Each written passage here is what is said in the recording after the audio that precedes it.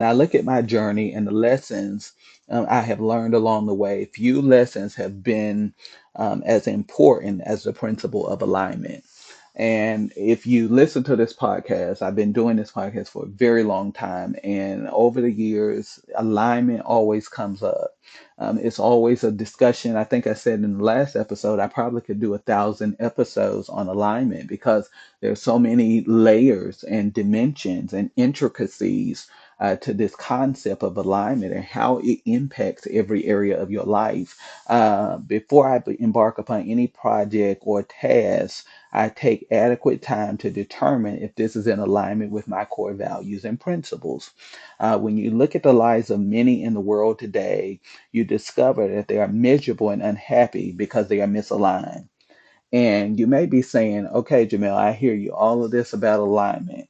What does it really mean to be misaligned? I'm glad you asked. You know you are misaligned when you are constantly detoured by distractions and divided from your destiny.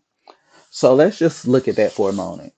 If misalignment has to do with being detoured by distractions and divided from your destiny, then I would go out on a limb to say that there are many people in the world that are living their lives misaligned.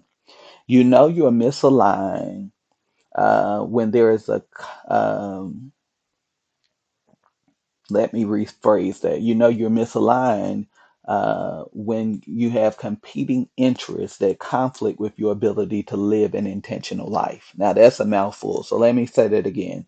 You know you're misaligned when you have competing interests that conflict with your ability to live an intentional life. Most people do not have the ability to focus. I believe that focus is a superpower. It's not just a discipline, it is a superpower. And I have the superpower of discipline. Obviously, anybody that has written 12 books, hundreds, maybe even thousands of articles at this time, given I don't even know how many keynote presentations I've given over the years. Uh, in order to do what I do, you have to be an extremely focused person. And one of the things I noticed many years ago is that most people don't have the ability to focus.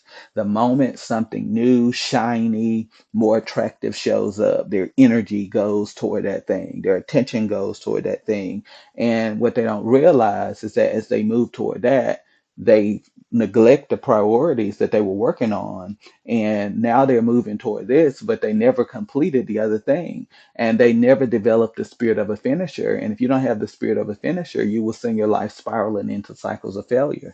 And that's why so many people continue to experience frustration and failure in their lives, because they don't have the ability to focus. And if you can't focus, you can't finish well in your life.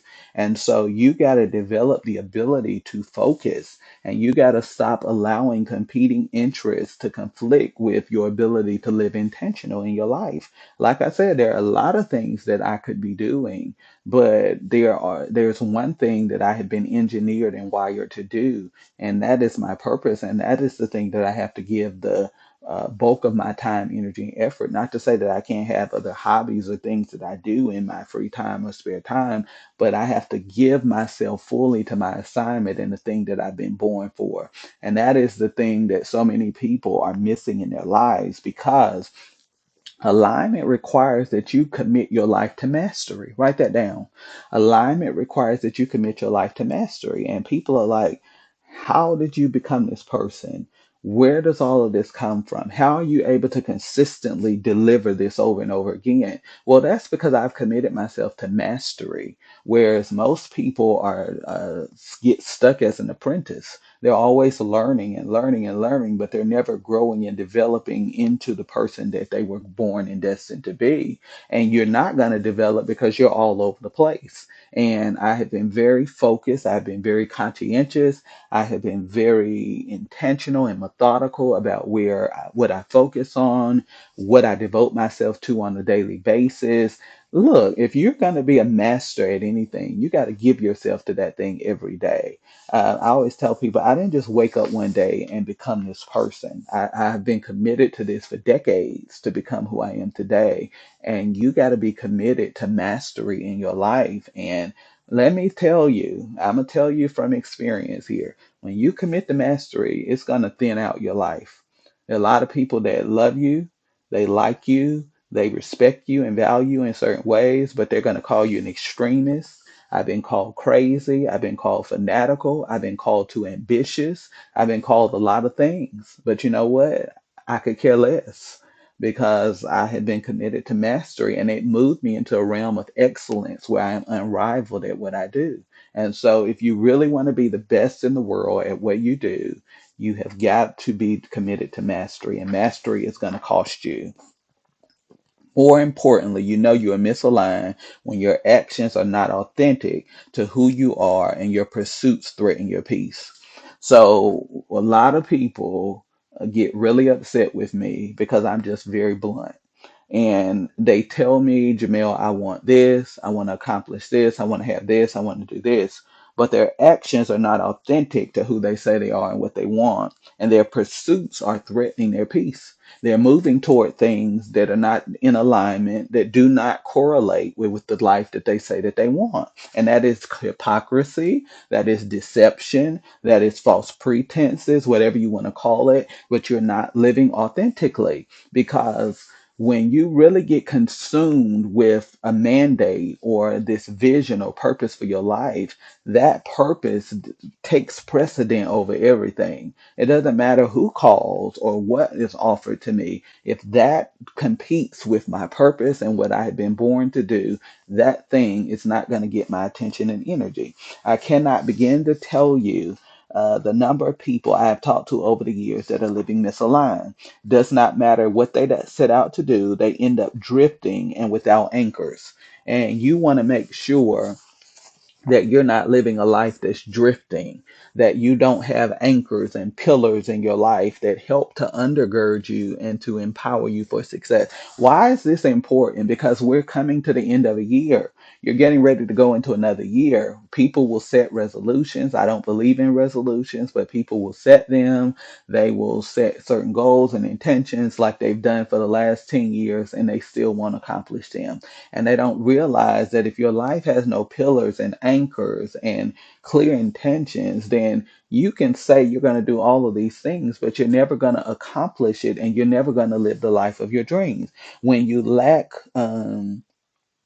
alignment, you will always be pulled by distractions because purpose was never clearly defined. Write that down. When you lack alignment, you will always be pulled by distractions because purpose was never clearly defined. You got to clearly define your purpose. My purpose is different from everybody else's purpose, but one thing that anybody can tell you about Jamel Sanders, he knows his purpose and he's very committed and focused on that purpose. I'm consistent in that purpose, and that consistency gets the admiration of some people and the hatred of others because it reminds them that they're not living their purpose. And so you have to really make a conscious decision that you're going to live aligned and that you're not going to be pulled by distractions and things that would attempt to get in your way. What you do not define will ultimately derail your life. Write that down. What you do not define will ultimately derail your life. So, how many people are being derailed because they have not defined it? At some point in your life, and I'm not here to scold you or to condemn you, but at some point you do have to learn what your purpose is and you have to get busy doing it because at the end of the day, we don't have near as much time as we think we have. And you know, when I say that, some people get really touchy, and I always tell them I'm not going anywhere anytime soon. But at the same time, I won't be here forever. And because I understand I won't be here forever, I'm very intentional about my days, how I spend my days, how I work my hours, how I invest my time, who I invest my time with. Because when it's all said and done, I want to leave here with the maximum return, knowing that I exhausted my potential and that I did the thing I was born to do. You cannot live your life without purpose and expect to unlock your greatest potential.